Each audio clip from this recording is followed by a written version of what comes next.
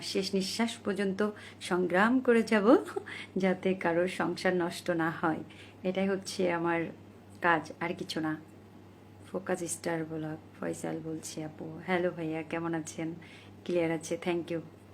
আমার একটাই কাজ, নীল পাখি হাই হ্যালো। আমার একটাই কাজ যে কারোর সংসার যাতে না ভাঙা হয়।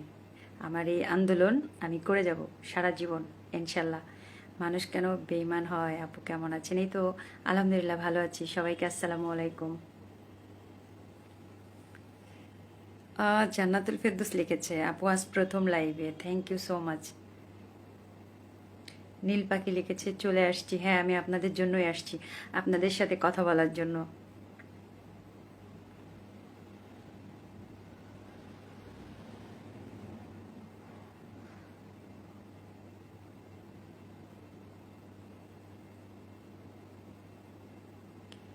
কারোর কোনো প্রশ্ন থাকলে অবশ্যই প্রশ্নগুলো রেডি করে ফেলবেন ঝটপট।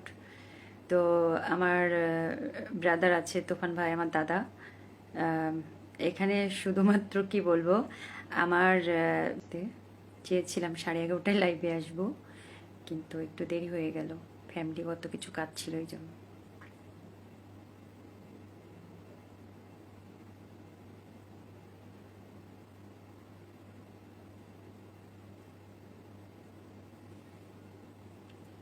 আমার লাইভটা একটু শেয়ার করে দেন, সবাই চলে আসুক।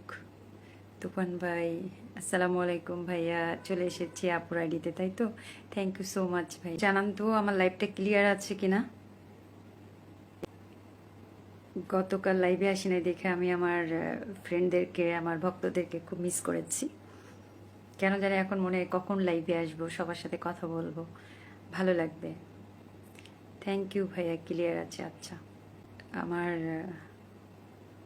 আমার লাইভে আসা শুধুমাত্র আমার ভক্তদের সাথে কথা বলা, এবং আমার একটাই মেসেজ, সেটা হচ্ছে যে আমি আমার শেষ নিঃশ্বাস পর্যন্ত সংগ্রাম করে যাব যাতে কারোর সংসার নষ্ট না হয়।